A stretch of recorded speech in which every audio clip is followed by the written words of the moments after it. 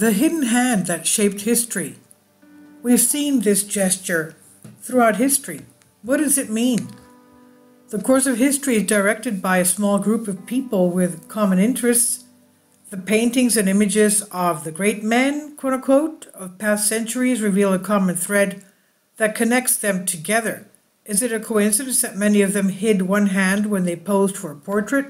They were hiding their right hand. We'll examine the origins of this hidden hand and the powerful men who used the sign in famous portraits, or in today's world images, pictures. Today's thinking towards a democratic world state is neither a new trend nor an accidental coincidence, but rather the work of creating the necessary cognitive background for the establishment of enlightened democracy among all nations, which has been going on for many hundreds of years from secret societies. Manly P. Hall, America's Secret Destiny, writes, "Is there a hidden force behind the world events of recent centuries? Is the fall of European monarchs, the emergence of the Age of Enlightenment, and our march towards a global democracy, quote unquote, part of a grand plan guided by a hidden hand?" Before the advent of mass media, portraits depicted the leaders in majestic poses were the only artifacts people had as evidence of this power. Do these portraits have an occult meaning? One of these postures is the hidden hand. I remember my history teacher tried to explain why Napoleon was often depicted with his hand inside his shirt. The usual explanation was something like this. Many theories have been put forward as to why Napoleon is traditionally depicted with his hand in his waistcoat. Some of these theories are as follows. He had a stomach ulcer. That's what we were told in high school. He winds his watch. He had an itchy skin disease. In his day, it was rude to put your hands in your pockets. He had breast cancer. He had a deformed hand. He had perfume sachet in his waistcoat that he sniffed secretly, and the painters did not like to paint hands, said Tom Holberg. Unless all the people mentioned in this article had stomach ulcers or deformed hands, the gesture of hiding your hands must have a certain meaning. Most of the people who use the sign are proven and often enthusiastic members of secret societies, and considering the great importance of this gesture in Masonic rituals and the fact that all of the elite either belong to Freemasonry, it's simply impossible that the repetition of this sign is the result of a coincidence.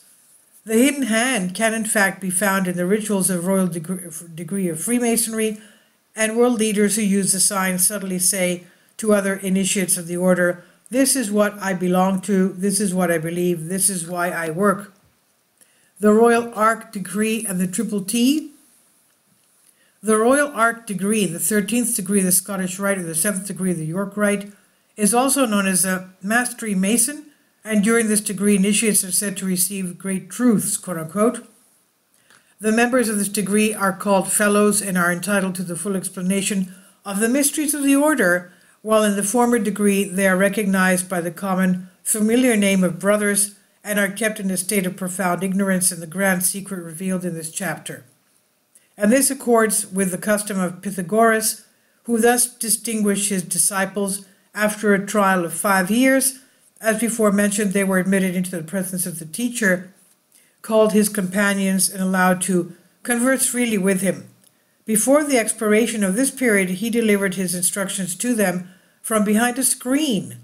This is what John Fellows' Inquiry into the Origin, History, and Purport of Freemasonry writes. If we pass into the royal chamber, we receive a wonderful increase of knowledge and find everything perfect, for this is the neck place pulse ultra of Freemasonry and can never be surpassed by any human institution, George Oliver, Lectures on Freemasonry, says. And during this stage, the initiate learns the holy name of God, the God, small g, a degree indescribable grandeur, more solemn and more important than any other, and is in fact the pinnacle and perfection of ancient Freemasonry. It impresses upon our mind the belief in the existence of a God, small g, without being of days or end of years, without beginning of days and end of years, the great incomprehensible Alpha and Omega, and reminds us of the respect due to his holy name. George Oliver, Historic Landmarks, writes, This holy name is Jah-Bulon, a combination of words meaning God in Syriac, Chaldean, and Egyptian.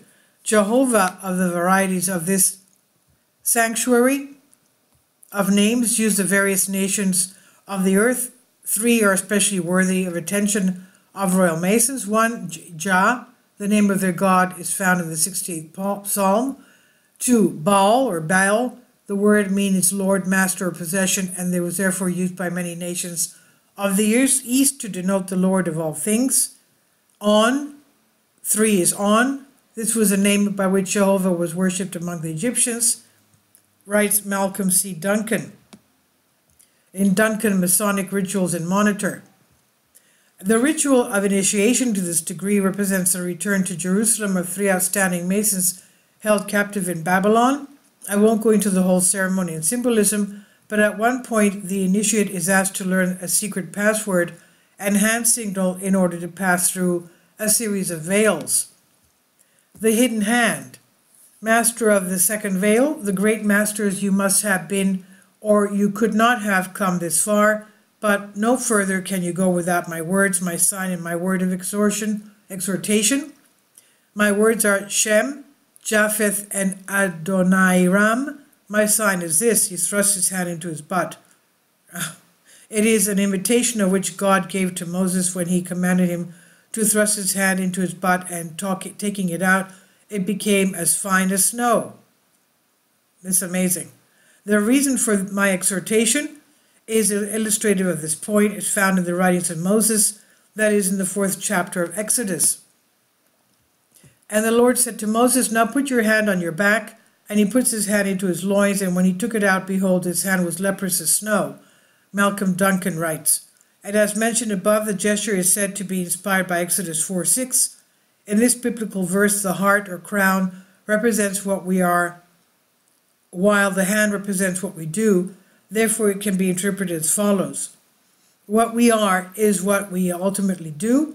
The symbolic significance of this gesture may explain why it's so widely used by famous Masons.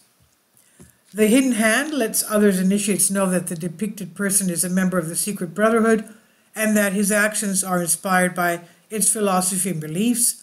Additionally, the hand performing the actions is hidden behind cloth, which may symbolically refer to the secrecy of the Mason's actions. And here are some of the famous men who use this hand signal. Napoleon, a noted Freemason in his office in the Tuileries 1812. Napoleon Bonaparte, French military and political leader, 1769 to 1821, whose actions shaped European politics in the early 19th century. He was initiated into the Philadelphia Lodge in 1798. It's strange that the evidence of Napoleon the Great's participation in the Masonic fraternity has never been examined in detail, for the subject is certainly an interesting one, and seeing the remarkable part played by these remarkable men in the affairs of Europe at a time when continental Freemasonry struggled from chaos to regular order cannot fail to have an important bearing on Masonic history. And in his essay on Napoleon Freemasonry, Tuckett claims there is incontrovertible evidence that Napoleon knew the nature, aims, and organization of Freemasonry, that he approved of it and used it to further his own purposes. It's also said Napoleon was aided by occult forces. In 1813, he was defeated at Leipzig, and behind him was a cabinet of curiosities in which a Prussian officer discovered the Book of Fate and the Oraculum. Originally, this Oraculum was discovered in one of the royal tombs of Egypt during a French military expedition in 1801. The emperor ordered the manuscript to be translated by a famous German scholar and archaeologist. From that moment on, the Oraculum was one of Napoleon's most prized possessions. He consulted it on many occasions, and it's said to have been the motive of his most profitable and most successful enterprises. Karl Marx is known today as a founder of modern communism. Despite the denial of some Masons, Marx is said to have been a 32-degree Mason. The gesture is obvious but widely overlooked, detail that suggests the leader's adoption of occult philosophy. By understanding this fact and recognizing the huge influence these leaders have had on the course of history, we can begin to realize the hidden power that's directing the world today towards international democracy.